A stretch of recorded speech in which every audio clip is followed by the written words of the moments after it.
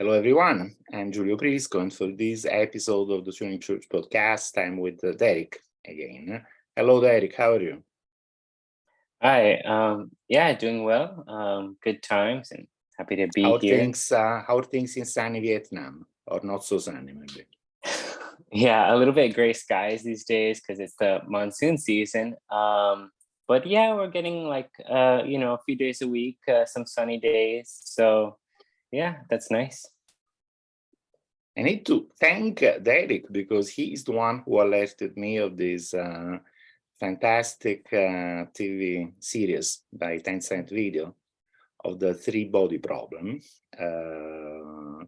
I knew that something like that was coming. As a matter of fact, I knew of the Netflix one, which is not airing yet. And I had heard very vaguely that also a Chinese series was in the works. But since you told me, I have watched 12 episodes so far. You have watched many more, I guess, don't you? Yeah, I was so excited about it when it came out. How many? I just got like How many did you watch? I'm on like episode 21. Oh, Something like that. Yeah, they yeah. released them quite in advance for, I'm some not. premium stuff. I'm not paying for it, and so that I watch the 3 episodes that they release on the Tencent YouTube channel. But I found out that they only make 4 episodes per week, free without paying. And so I look very much forward to watching the next one tomorrow. Then I'll be able to watch 4 in a row, and then 3 days of break and so on. I think I have posted a schedule, and in fact, if you look at my newsletter, turingchurch.com, you find a review of the series and the book, and also a schedule which I found online and has been followed so far. So that according to the schedule, I will watch the last episode in March. You're lucky because you'll finish, I guess, in the first 2 weeks of February. But how did you like it? Okay, yeah. So I've heard of Three Body Problem. I guess the trilogy of the books is called what is it? Remnants of Remembrance of the Earth's past.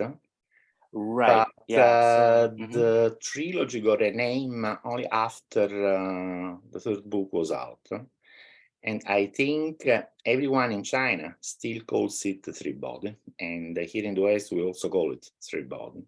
I have to make an effort to remember what is the correct name. But okay, it's Three Body.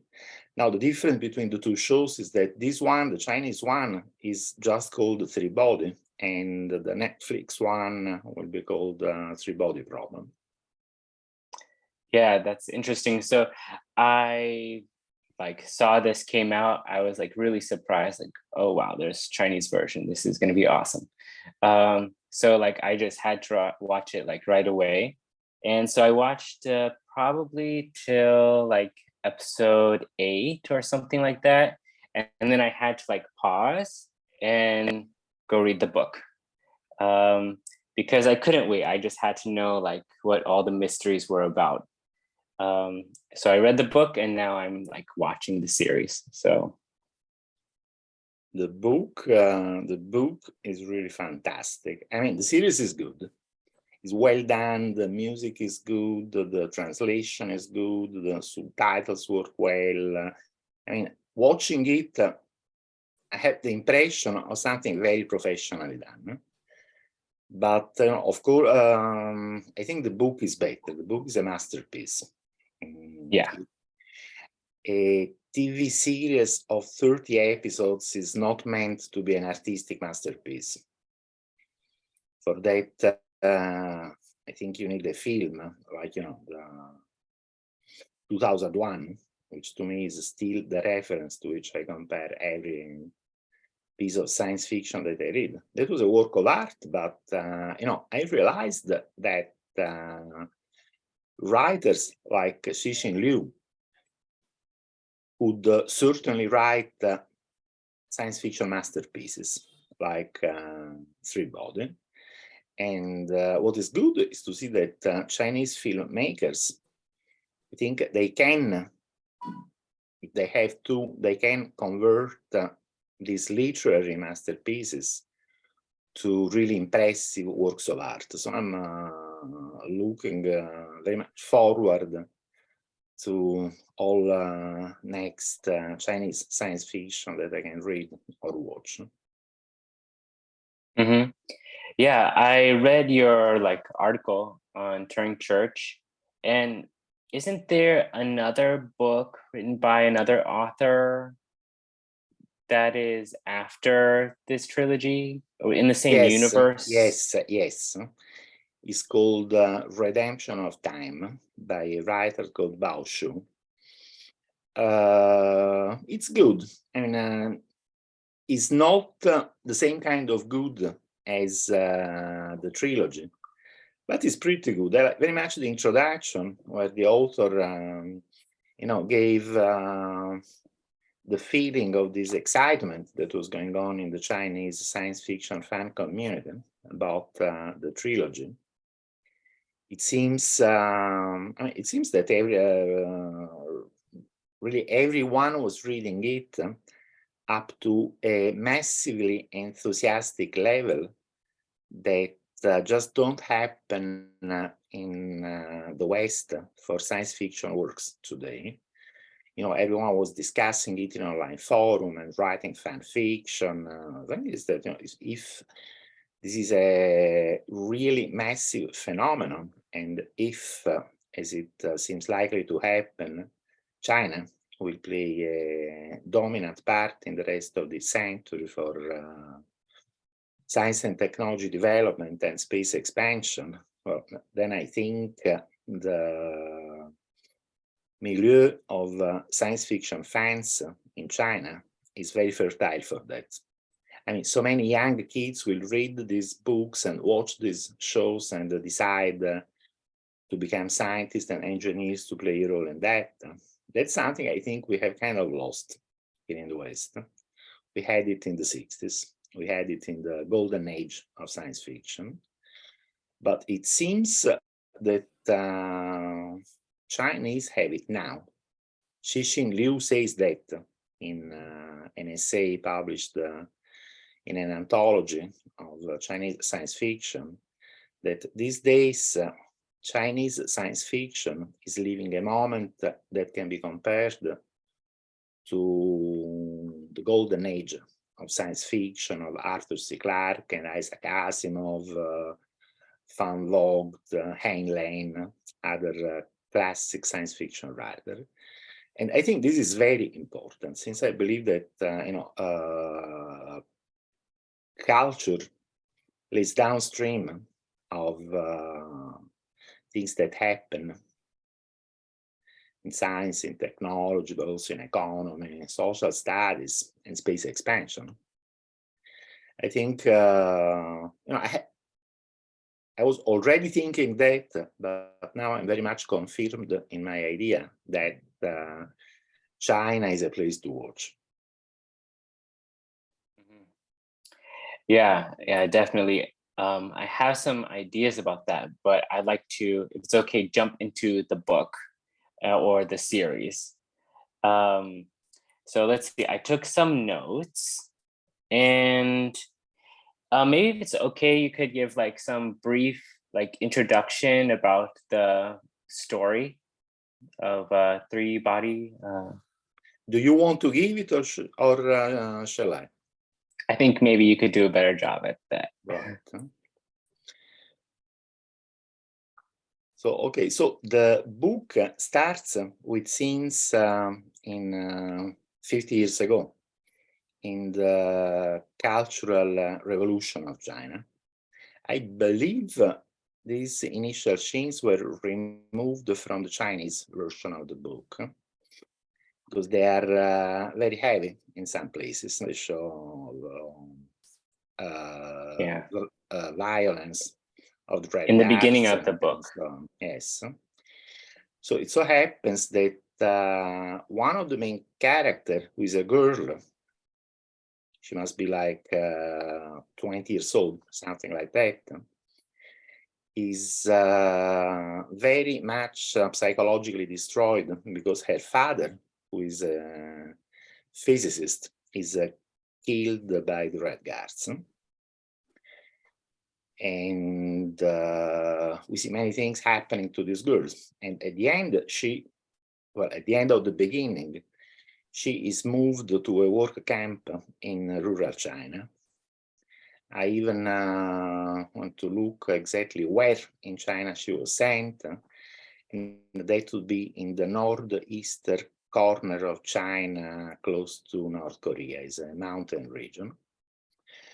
So that she works at a forestry project, then other bad things happen to her. And eventually she is sent to a secret base where they do military work, and we don't yet know what work they do. It's a base on top of a mountain called Red Ghost. Now, this part of the story ends, and we jump to the present, where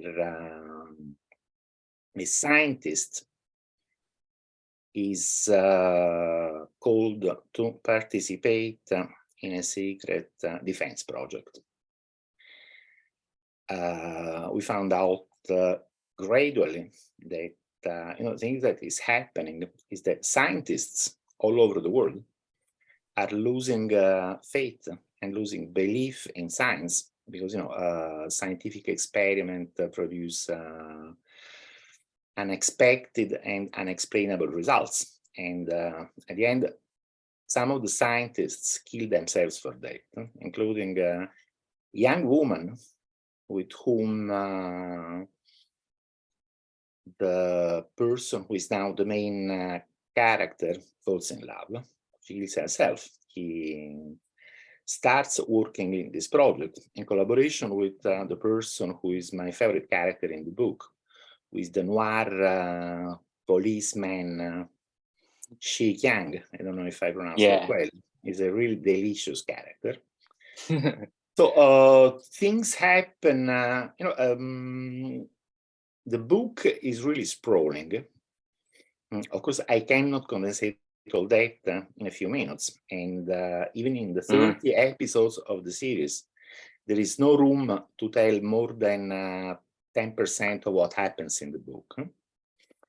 So what happens is that they start looking for explanation of these things that happen. And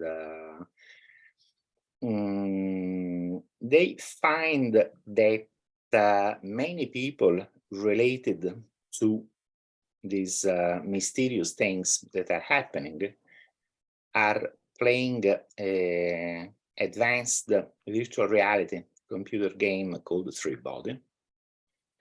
And our main character starts playing this game, and he finds himself in a fictional world.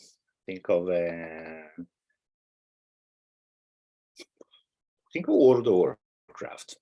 He finds himself in something like World of Warcraft, where he has to complete a quest, which is to find out why the day-night cycle in this universe is so different from ours. It happens that everything goes well as normal. The sun rises in the morning and the morning after, but at some point all that stops. The climate becomes freezing or too hot. There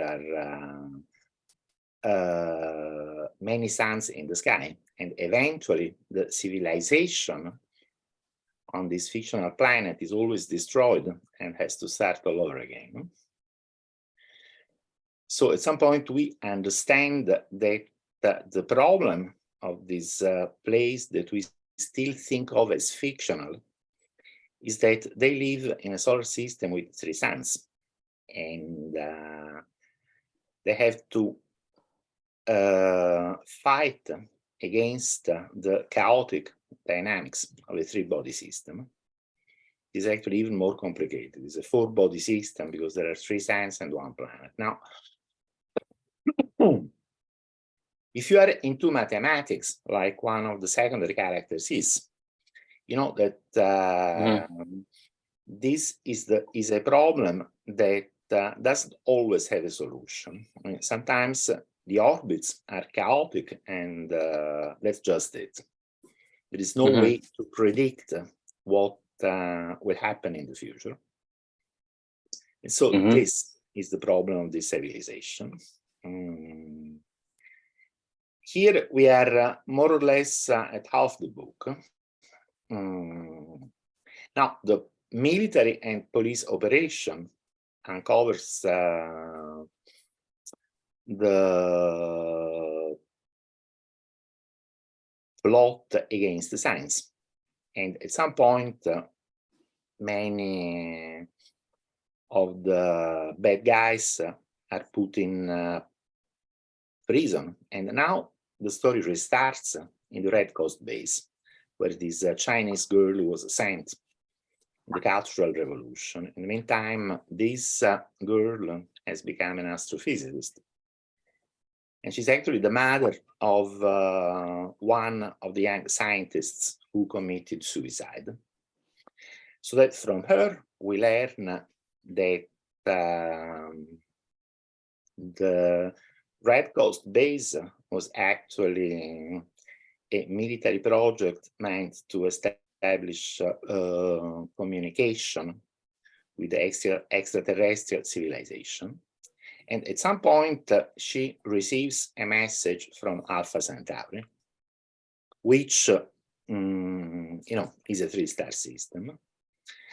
She had found a way to use the sun as an amplifier for electromagnetic radiation. So by bouncing a reply on the sun, she managed to send a message back. Now, what is the content of the message?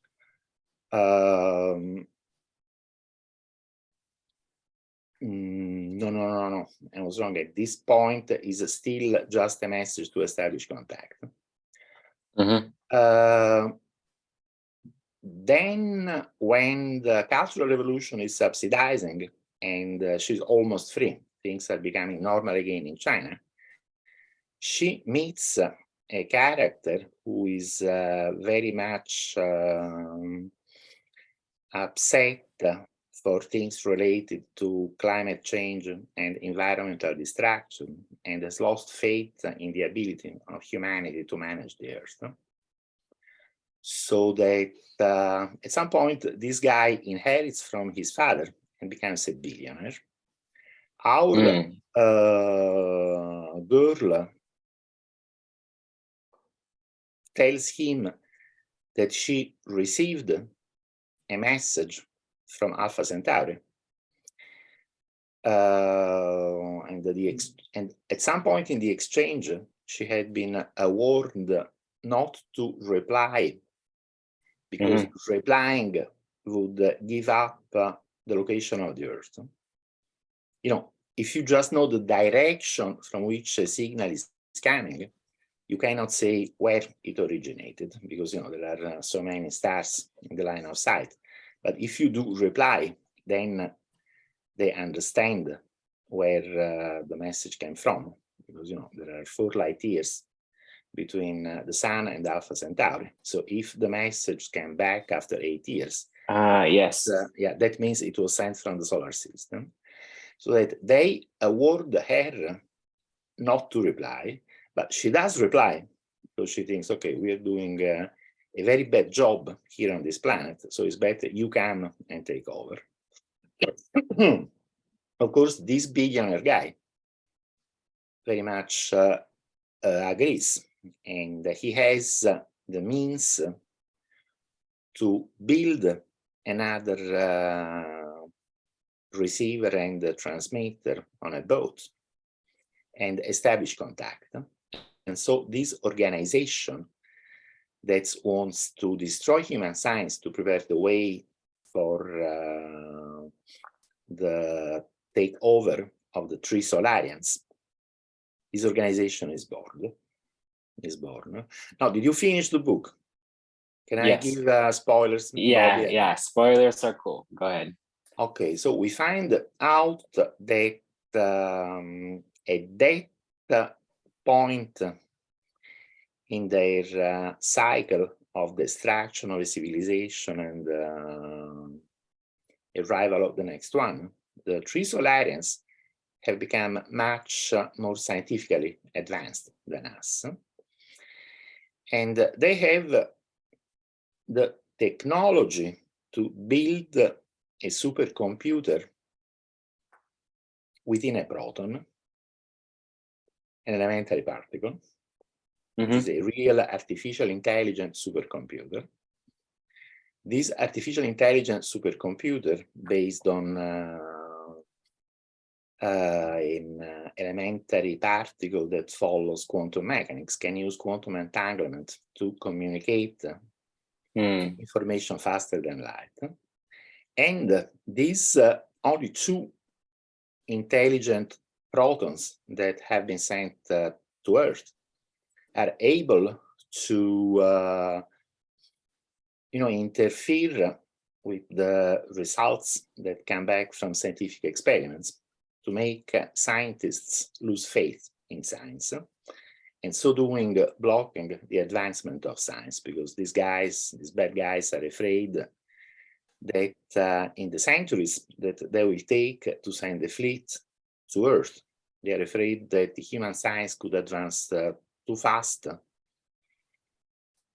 and we could become an enemy too powerful for them. So what they want is to stop the progress of science. So that now we know why all those things were happening. And we also know that, these people, even if their starships will take a few centuries to reach the Earth, they can monitor what happens on the Earth in real time, and they can interfere with things. And at some point, they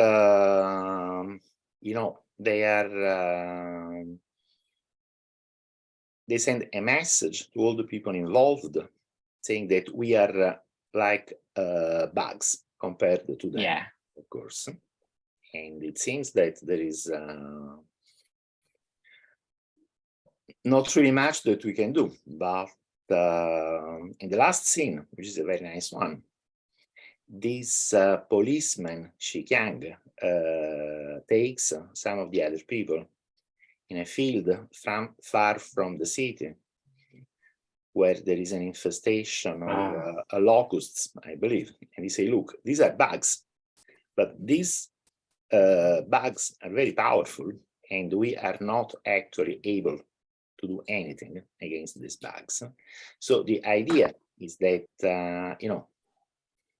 we can be intelligent bugs and do something against this interstellar invasion that is coming.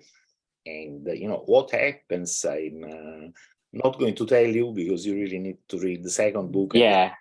By the way, I don't think the TV series will go beyond the first book. Yeah, I had that suspicion as well.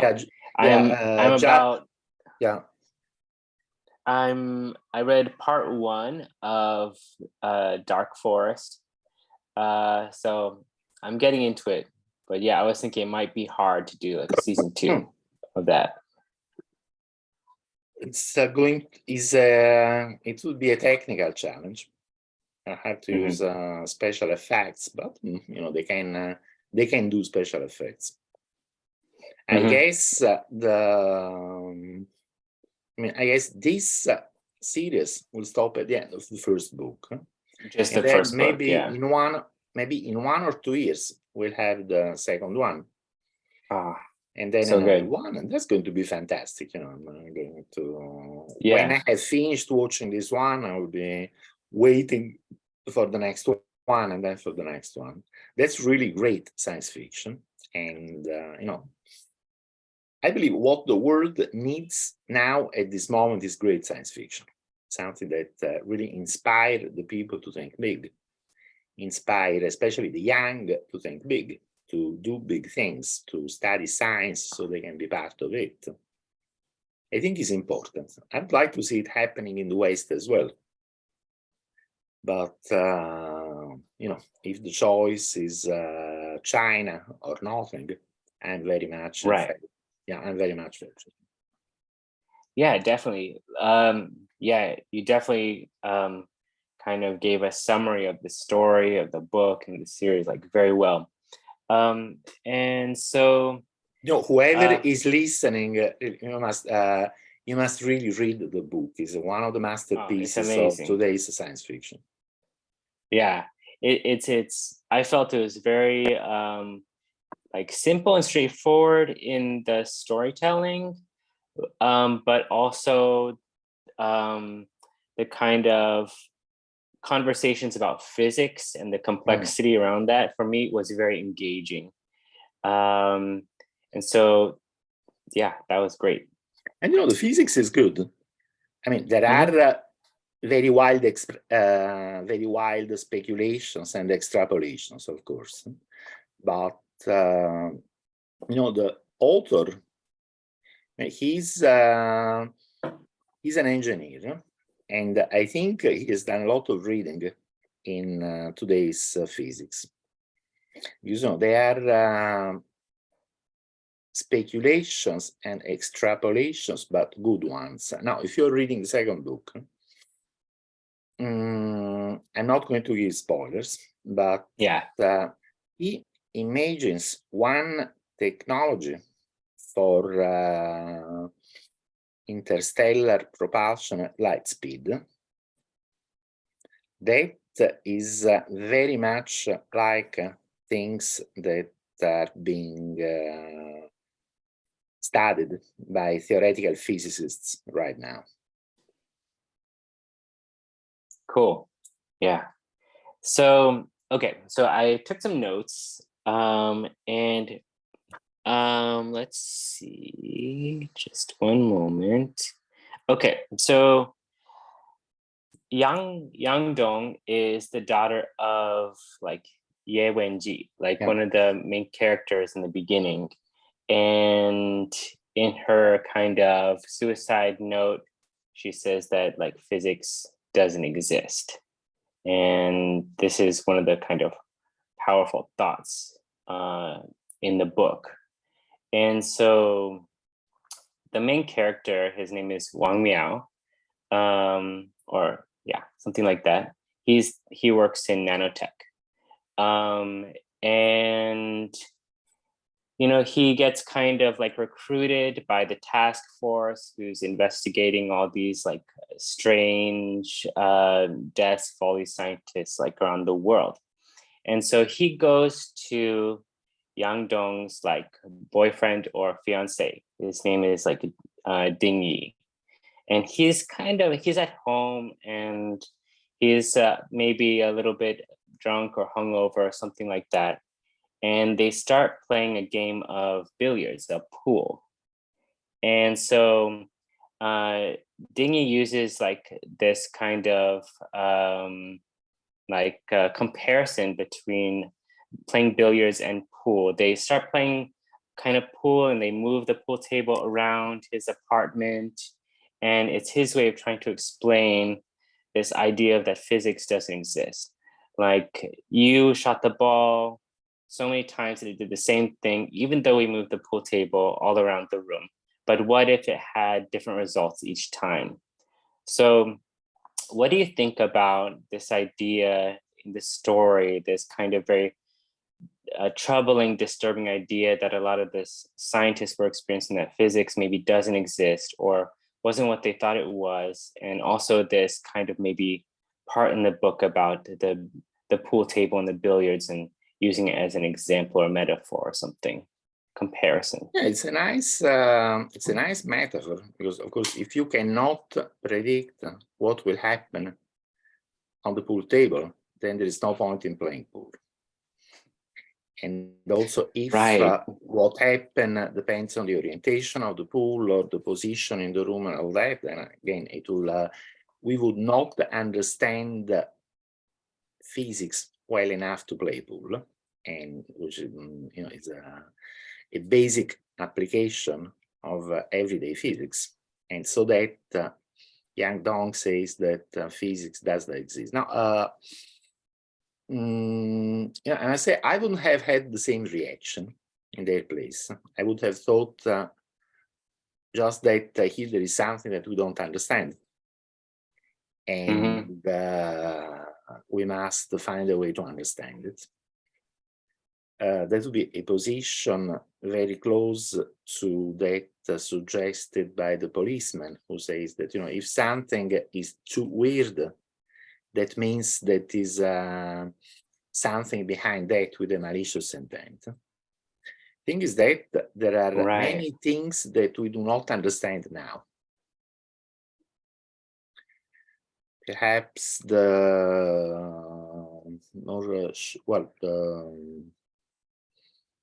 one example that is often given is that when you compute what should be the energy density of empty space using quantum field theory, which is the best theory we have at this moment, we get an answer that is 120 orders of magnitude.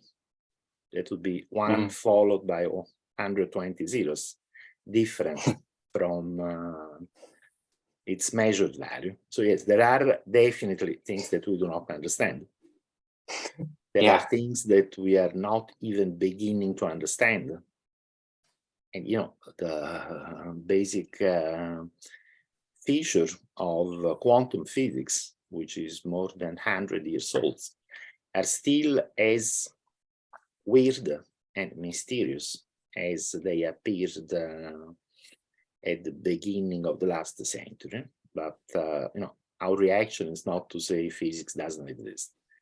Our reaction is to say we don't understand physics yet, and let's try and understand it better. So that I don't think that would have been my reaction. By the way, this physicist, Ding Yin, the boyfriend of Yang Dong, is the main character of another book by Cixin Liu, a very highly recommendable one called Ball Lightning.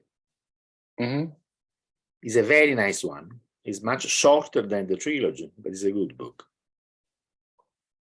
Cool. It was written before the trilogy, and in fact, at some point in Three-Body Problem, they say something about why this character was an important scientist, and they say something about the content of that book. My kind of feeling or impression reading this thought that physics doesn't exist and that a lot of scientists were so disturbed that they were dying or committing suicide or something like that. Yeah, that was very engaging, because I think that maybe a kind of idea that a lot of people have today is that, well, scientists are people of like science, and they're very rational, and they're kind of thinking based on more objectively, and for them to be so disturbed by something going on that they would go to like that extent of harming themselves. Well, then what does that mean for everybody else? When a lot of people cannot, or they have trouble learning the concepts of physics and, a lot of the things about science itself. Yeah, that was interesting. So, another point is that, if a scientist had to commit suicide because we don't understand science, then I believe most scientists should commit suicide right now, because as a matter of fact, we are still very, very far from the ultimate understanding of science. Now, my own theory is that we will never understand everything, not on the same day.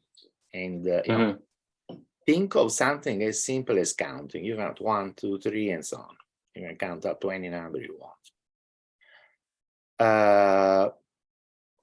So you can count up to every number you want, but when you have counted up to that number, you also know that there are infinitely more numbers beyond that. And so that the process of counting never stops. And I think it's the same for science. And we will always know more than we knew last year, but we will never know everything on the same day. I recently came across a very nice quote by Isaac Asimov, science fiction writer, right after the mathematical discovery of fractals, I think. And he said that, these things is really like a fractal. We think that we have uncovered 99% of the picture, but that remaining 1% is at least as complex as what came before. And then in the 100 of that will be as complex, and 100 of that will be as complex. It's a fractal process that never ends. And if you look at the Mandelbrot set, you know that you can zoom in and zoom in and zoom in and zoom in. You always find something new. So you can never say that you have the complete picture. And I actually think that's exactly what will happen to science. We will know more and more and more and more, but never everything on the same day. There is nothing that science cannot understand, but that does not mean that we can understand everything at the same time. There is going always to be something left to understand. That's what I think. Yeah, and that's beautiful and part of the joy of it, part of the joy of the experience of doing it. So next, I'm thinking about one of the main characters, Wang Miao. So he's in nanotech. And so in the story, he starts taking some photographs, and he starts seeing the countdown in the photos. And so he's like, what's wrong with my camera? And he wants to figure that out. And then eventually he starts seeing the countdown visually, kind of in his field of vision. This was a really engaging part of the story, because it was wow, what's going on? Why does he see this countdown? And what is it counting down to, right? What's going to happen at the end of the countdown?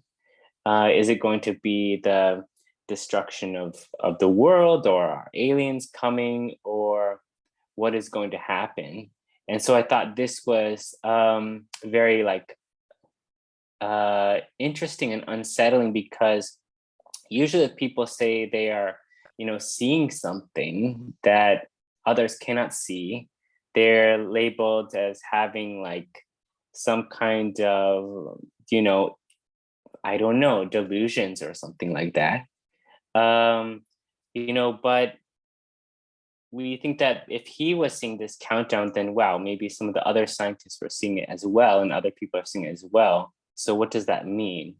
So I really liked this part of the story.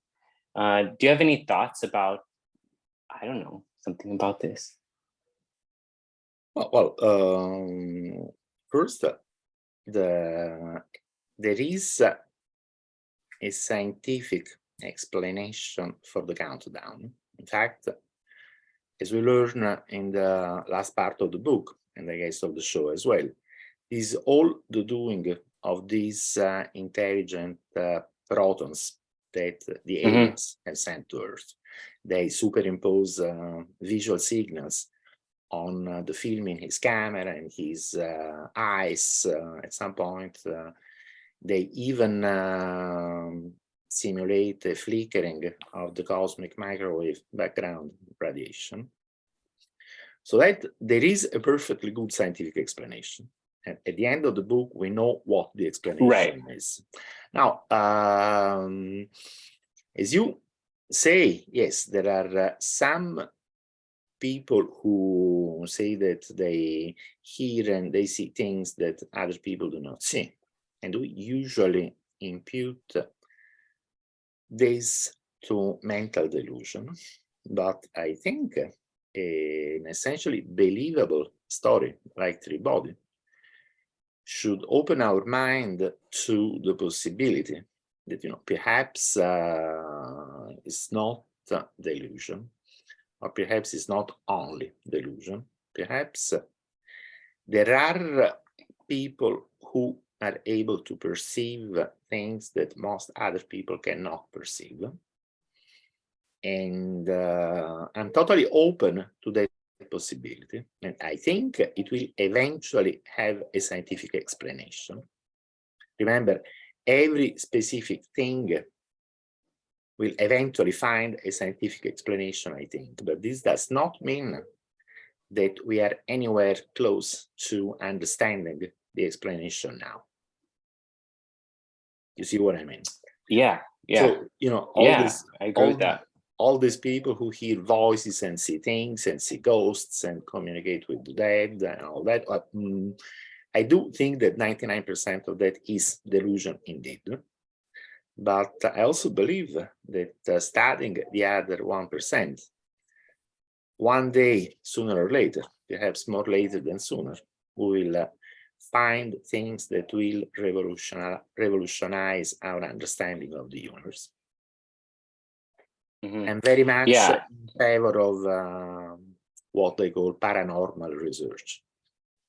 Yeah, I was like thinking down the same like stream of thought, and I was even like asking like Chat GPT, like, what would the experience be like if some alien civilization was communicating with a human across space and time? What would the sensations be like? And that's kind of a nice question to ask like Chat GPT, because what did Chat GPT say? It said that like it's hard to know because like some aliens in another place, they may have different biology or they may communicate differently. So there may be some kind of translation issue. So the way they think and the way they feel and the way they sense and the way they communicate to one another may be different than the way we do. So we don't know what that subjective experience would exactly be like. And it's hard to tell what that would be like. It might be different from one person to another person, the experience of something like that. But they said, of course, this is just hypothetical and found in a lot of sci-fi books. So, Yeah, interesting. Yeah, it is. And that's kind of nice because, you can ask questions to ChatGPT that maybe are a little bit out there too. I have been playing a lot with ChatGPT, but it is impressive. But if you really analyze the conversation, it remains impressive. But you wouldn't think of ChatGPT as a very deep thinker, right? And of course, not an original one. Yeah, that's very true. Okay, so next character that's interesting. So this is Ye Wenji. I don't know the pronunciation of her name, but something like that. So this is they say in the show Wenji. Yeah, Wenji, something like that. Okay. So yeah, she's the character in the beginning that goes to Red Coast Base and starts working there. And so some of the elements of the story that I thought was fascinating was how she amplified the signal through as you said, bouncing it off of the sun. And that I think 8 years later, she got a response from the people called the Trisolarians, which is the alien civilization there.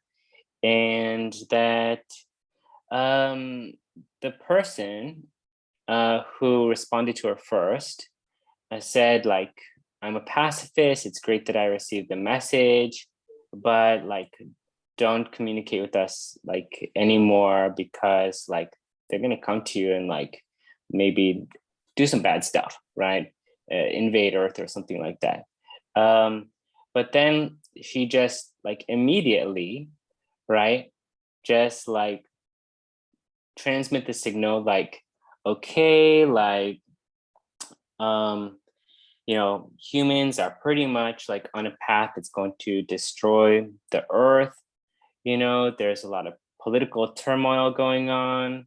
There's nuclear weapons, and from her experience, and as you said, like her, like maybe her father's experience or something like that, she would think that this is a really bad situation. So better just the Trisolarans, this alien civilization, come here and maybe they can manage the earth better than the humans can, or at least like there's some other conscious beings out there that can take care of the world, take care of the environment better than we are now.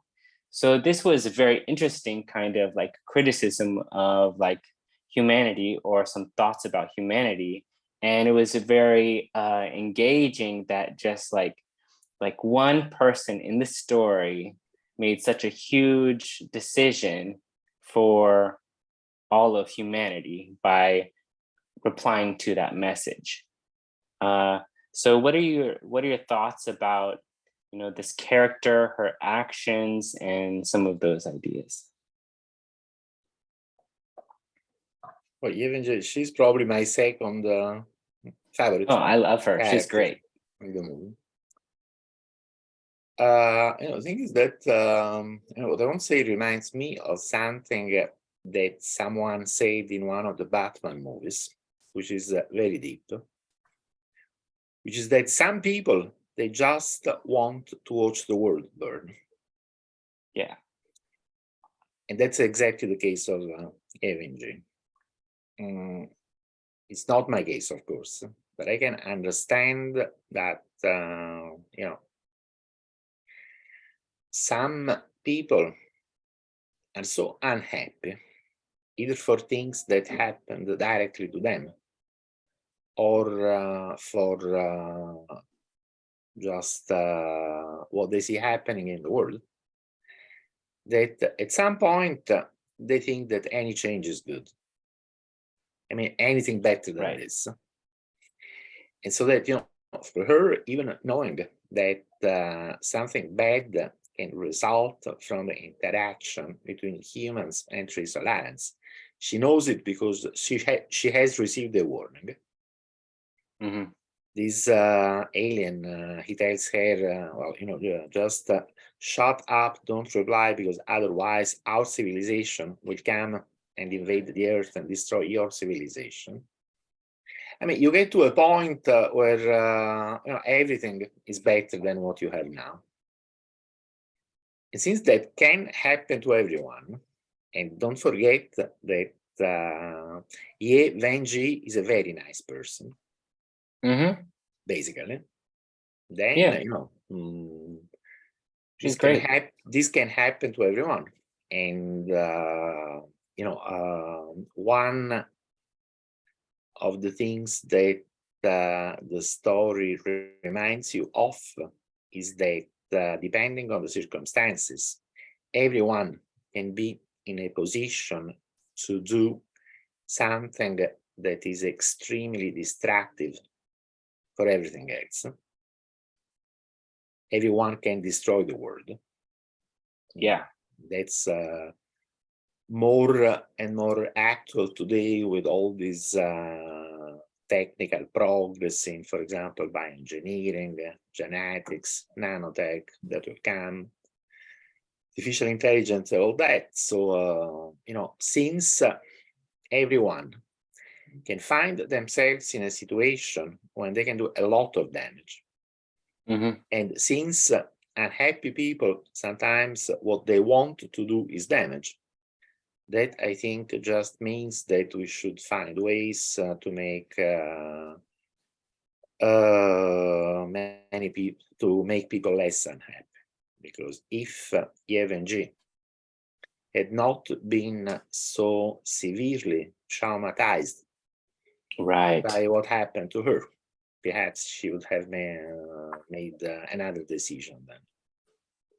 Yeah, and one of the reasons for this like implementation of the Red Coast base is because of technological development and the authority or the government at that time wanting to compete with other countries, right? So they talk about the gradual progression of technology, or they talk about big advances in like physics, such as like creating like the nuclear bomb or something, that can be the development or technology. And then their kind of like third idea is that, or we could like contact like aliens and get some technology from them, and that would give us a superior advantage over all the other countries on Earth.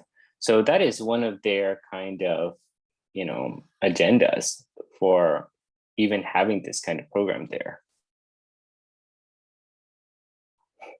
Yes, it is. So, yeah, I don't know. Again, right. I don't really rule out that similar programs could be underway in China, sure. but also US, Russia, and all that. And for all we know, For sure. they might At least it's already considered. be. Yeah, for all we know, they might be already in communication with something out there. Which I don't know. I don't think so, but it's not a possibility that we can entirely rule out. Yeah, I think, definitely. I'm not very much into conspiracy theories because I think something so big would be impossible to keep a secret. One person would say something to someone else, and the story will be revealed in a very short time. That's what I think. Right. Anyway. Right, and even in the book, in the story, she ends up like kind of murdering two people to keep it quiet, Right. Which says something about her. Yeah. So, okay, cool. So I would like to talk about the three-body game, the virtual reality game. So this is one of the most awesome parts of the book, and I thought it was like very interesting to see it visualized in the series, because in the three-body game, I was wondering how they would visualize it indeed. Yeah. So what did you think about the visualizations? Or the representations from the book and the series? And so just to explain the game a little bit, so when a player enters the game, they play the game, they're trying to solve this physics, huge problem of these, the suns that are like interacting with the planet. And as you said, creating these cycles of like a stable era or chaotic era. And so the Trisolarans, or in the game, kind of represented by humans, want to be able to predict this so they can, I don't know, develop their civilization according to a calendar. They want to figure out a calendar, right? So what do you think about all these different like ways they're trying to solve this problem with different calendars, with computers? Yeah. It's interesting. Well, first, coming back to the description of the game, it's not like you log in the game and you receive an explicit quest that you have to find out this and that. It's more subtle than that. The players they find what the objective of the game is by interacting with others. Let me stop one moment. What about the picture of the technology that used to access three-body? I like that very much in the series because it's quite believable. Is Yeah. and the story is set in 2000, in the first decade of the century, and we were already talking about that kind of virtual reality 15 years ago. Things that you have a headset like the Oculus today. Then you have hand gears to touch things, and then you are in a body harness with cables and things that communicate to the game what you're doing with your body. That part is quite well done in the series. Yeah. And so that the game looks like well, something that we could do today if someone were willing to spend a lot of money on it, which is actually the case. Now, in the game, you find yourself in different historic periods, and let's not forget that, as you said, they're using human history to simulate some aspects of the history of the three Solarians. We never learned what the three Solarians look like, not in the first book. And as a matter of fact, not even in the following books. We are not given very many information, but they are represented by human beings that are also iconic historic characters. We find many Chinese historic figure, and also Western, like Einstein, von Neumann. Yeah, that was very interesting. Yeah, and they go through a progression. First, they want to use magic. That would be a not very developed civilization. Then they advance to something comparable to our steam age, and they want to use some kind of mechanical computers. They built, we have seen that in the show, a model of what they think the universe could be like, and they want to use this huge model to find out what the three suns are doing. Then they use computers, and this idea of the people computer, it's quite good. That using people like elementary logic gates, it was a good idea. Things that is about this that we are giving some information about the physiology of the three Solarians. It seems that they can first they communicate by optics. And their thoughts are displayed on their body, and everyone can see it. This is going to be they have trouble lying. Let's just say that. Yeah, but I don't know if we should say this now, because you have read only the first book. Okay. You need to find things out. So yes, the way they communicate makes it very difficult for them to deceive.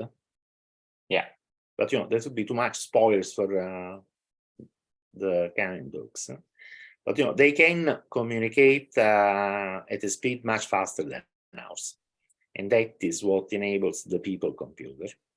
At the end, they learned that they build electronic computers like ours, and matter of fact, their technology at the last we know of the three Solarians, they have already reached a level of technological advancement much higher than ours. Right. Yeah. So was it realistic in the book, the physics in the game? What do you think of the visual depiction in the series? The mechanics of how the game is played was is quite realistic indeed. What happens within the game world, and the term realistic doesn't really apply, because you can, I mean, in a virtual world, you can put everything. You can put out physics, but also different one. You can have magic and all that. So that, you know, since the maybe spirit accurate. accurately reflects the novel, which is quite an impressive work of imagination, because, you know, they do simulate different historic eras. They do find ways to represent visually what the development of the Trisolaran civilization could have been like. Sure.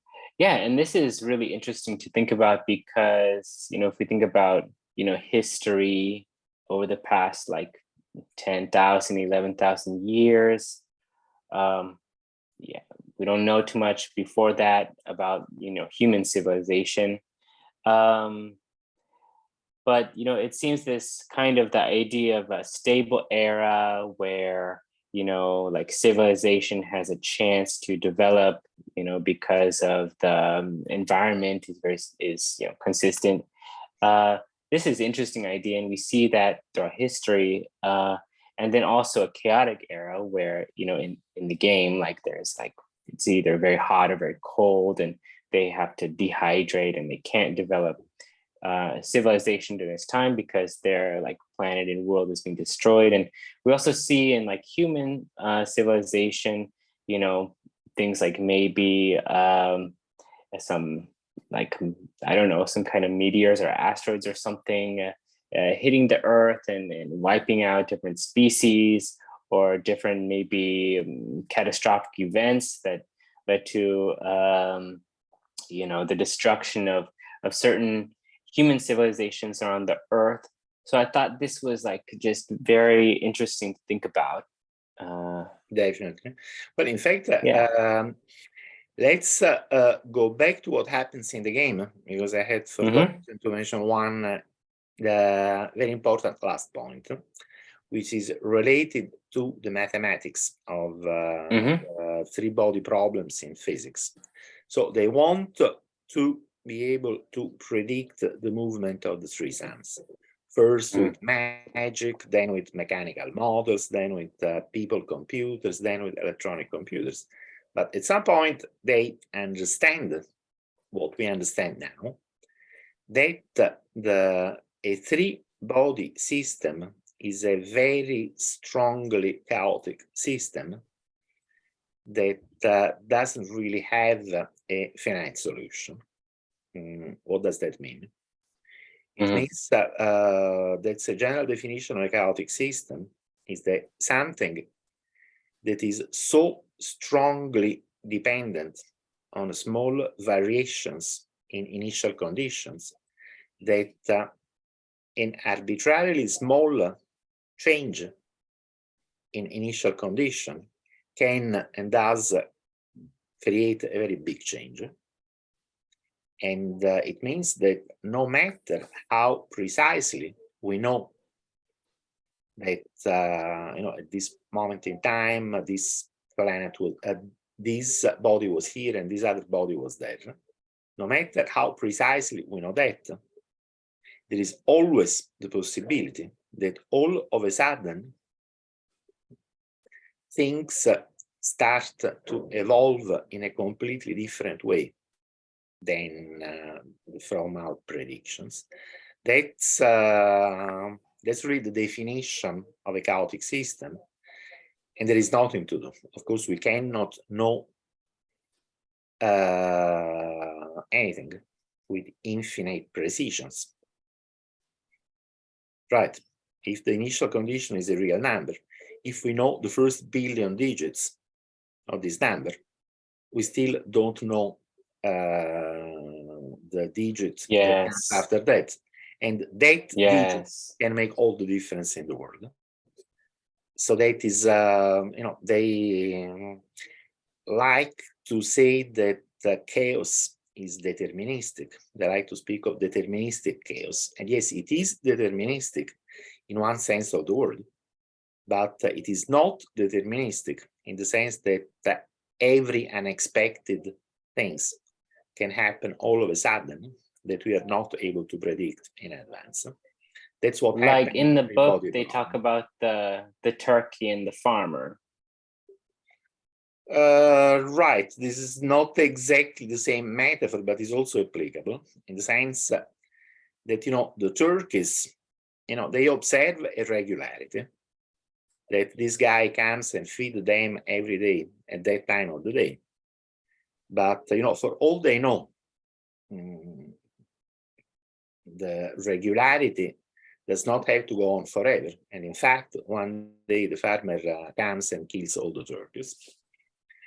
In fact, it's exactly the same metaphor, because a system that is chaotic can evolve very predictably for a long time. And you think, okay, it's very easy. I know how the system will evolve, but all of a sudden, boom, it changes and does something completely different. There are some nice piece of graphics on the internet where you see a system that, it seems that is doing exactly the same thing, but at some point it changed its mind. You have the impression that the system really changed its mind at that point and started to do something entirely different from what it was doing before, regulated by different mathematics. But as a matter of fact, no, the mathematics was always the same. But at that point, the system reached what is called a bifurcation, where, you can take one of many possible paths. And that's more the rule than the exception in physical systems. As a matter of fact, most interesting physical systems are chaotic. So the Trisolarians, once they understand that the three-body problem doesn't have a solution, it is at that point that they, okay, so the only way for us to ensure that our civilization survives is to move somewhere else. Now, as a matter of fact, if you think of our own situation here, even if our environment is not as strongly chaotic as the one of the Trisolarians, we still have chaotic things that can happen here on the Earth. Like, think of the pandemic. Right. Think of the war. I think I recommended this very good book when we talked last time, called The Primacy of Doubt by Tim Palmer. Otherwise, look for it on my website. And, it gives many examples like this, pandemics, wars, and so they're essentially unpredictable things. I mean, we can do all that we like to predict these things better and better. But the fact remains that the next pandemic could arrive anytime and be much more severe than the COVID one. And the next war could also happen anytime, be again much more severe than what we are seeing now in Ukraine. On top of that, even if we observe all the incoming asteroids to make sure that to at least to know if a big asteroid will impact the Earth. I mean, we observe, but we could always miss one. And at the end of the day, if the asteroid is really big, perhaps we would be even better off not knowing, because there is nothing we can do anyway. I mean, if right now we know that a very big asteroid will impact the Earth next year and destroy civilization, there is probably nothing that we can do. So aren't we exactly in the same situation of the three Solarians? I think so. Yeah. We can and we should and we must do all we can do to ensure our survival here on this planet. But at the end of the day, the only long-term insurance policy that we can have is becoming a multiplanetary species. You know, if we are both on the Earth, on Mars, I mean, the asteroid is not going to hit both. No? Yeah. And if there is a very severe virus outbreak on one, it can be contained in the other. So, you know, we must start spreading out, just like the three Solarians. And I think ultimately that's a very powerful argument in favor of space expansion. We are taking some very little steps now, but you know, it is these little steps that will enable bigger steps in the future, and then even bigger steps, so that every single advancement in space technology is something that is advancing in the good direction. Yeah, definitely. How are we for time? Let's keep on for 5 or 10 more minutes. Okay, I still have some more things to talk about. Okay, so okay. So what do you think about the Trisolarans and their decision to, you know, come in a fleet to Earth? Like, even though it's going to take like over 400 years, what do you think about their decision to do that? In the book, you know, they say like, well, you know, probably we've like, you know, destroyed some other beings and in some very small scales of in some other dimensions. So, you know, this kind of happens, and this is, you know, part of like existence. So, you know, let's get out of our chaotic system, because this is just going to keep happening, and one day we're all going to be destroyed. So let's, you know, go to Earth, you know, where it's stable. And then they create the SOFON, which is the proton technology, this kind of AI like computer onto these protons. And then they are, you know, pretty much like spying on certain individuals, gathering information and communicating with certain people that support the Trisolarans. This was a little creepy, because I think sometimes, you know, people get paranoid when people have some communication abilities that are more advanced. You know, like even if you look back through human history, you know, there was periods of time where only certain people were able to like read or write, and many places where a lot of the population couldn't. So of course, these, you know, maybe groups of people that could read and write looked like they were doing some magic or something like that. And so when a SOFON is able to almost be anywhere and kind of observe anything at any time, yeah, that's definitely in the book they get a little paranoid about that.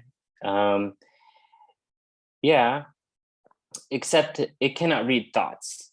So this is kind of an important point about it. So what do you think about, you know, the Trisolarans, their decision to do this, the SOFON?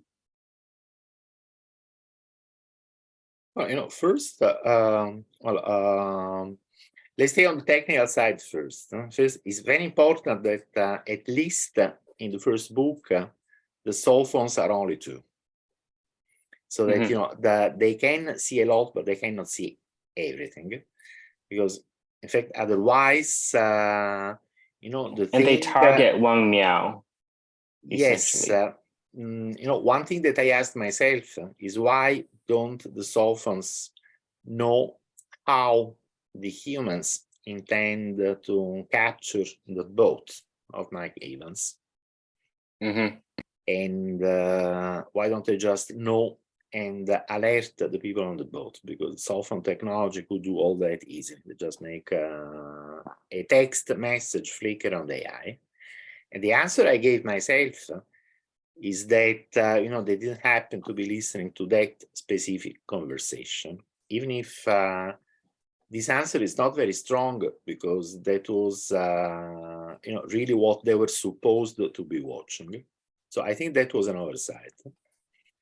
Now, the fact that they are not able to read thoughts, it's very much central to the overall narrative, especially of the second book. I'm not going to say why. But if you think of it, if the cell phones can do all that, why shouldn't they be able to read thoughts? Because, what is a thought? As far as we can tell, thought is chemical and electromagnetic phenomena that go on in the brain. So why shouldn't the cell phones be able to first acquire all the chemical and electromagnetic information, and then analyze and decode the information to read thoughts? As a matter of fact, in the fourth book of the trilogy, the fan fiction one, that's exactly what the three Solarans do. They, decode the thoughts in a human brain on the fly. So why shouldn't they be able to do it now? They don't have to be able to read thoughts, because the things that happen in the second book are very much centered on the fact that Trisolaran cannot read thoughts. But why not? Technically, I think there must be some limitations in resolution or processing, analysis, and all that. That was one of the things that I was wondering. Now, concerning the three Solarans as a civilization,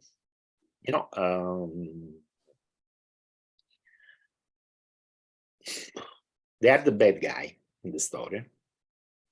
But as usually happens in our human stories as well, the bad guy has his own reasons that make perfect sense to him.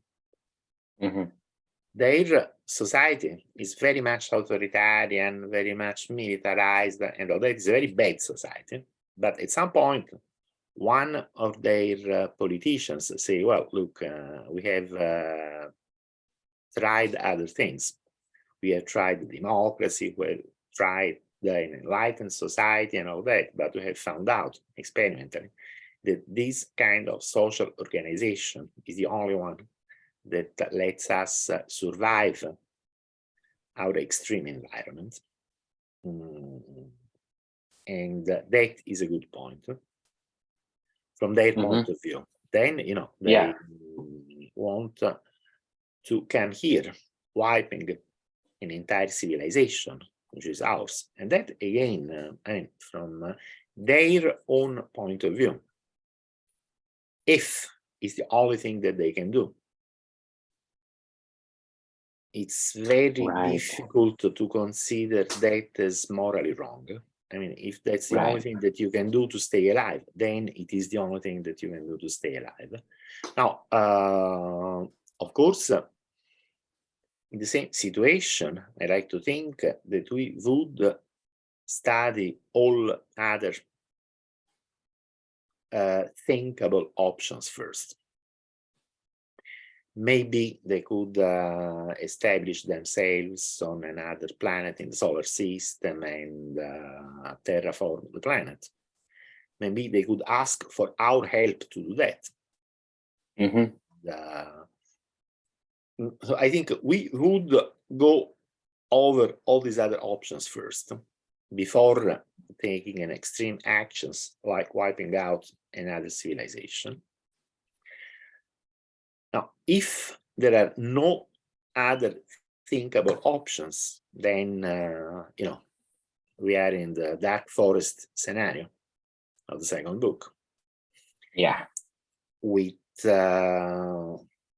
which has some extreme consequences for what we could call galactic sociology, but we are not going to go into details of that now, because that would be too much of a spoiler. But my advice to everyone who is listening is read all 3 books. Yeah, awesome. Yeah, it was really good conversation about these stories today, the book, the series. I'm definitely going to continue reading. Yeah, I'm partially through Dark Forest now. I'm going to continue, and I'm super excited and definitely looking forward to like discussing it more with you, these books, and also continue watching the series. I'm like super excited about the like Chinese version. As you said, I'm not so sure about the Netflix version, what that will be like. But I mean, this story is super engaging, and the scale is very like broad. The timeline is very broad, and seeing all the relationships of the people, how it affects the individual characters, how they think about it, how they cope with the situation, how it affects their families, like in Wang Miao, for example, how it affects the different nations, and how they have to make certain decisions about how to address the threat from an alien civilization. This is very interesting. And then what their plans are maybe for the solar system or even further out, I'm not sure. I'm still reading about that, but that's all very interesting to think about. And we have like certain problems on Earth, like in this reality right now, like pandemics or global warming or certain problems. Definitely like things need to improve, but in reading this book I thought like at least we don't have an alien civilization coming to like wipe us out. How do you know that? I hope so. But definitely this book is sometimes very scary, but yeah, it's very engaging, and yeah, thank you so much. Yeah. I'm more motivated by imagination than by fear. So there's no point in being afraid of things. Very bad things can happen to anyone, anytime. So it is not very productive to think about that. I prefer to read Three-Body as a masterpiece of imagination on life in the universe at large and all things that can happen in a future that one way or another is going to be a very interesting one. Okay, let's talk again of these things when the series is finished. So we know the sounds end. great. Great. I'm going to stop the recording now. And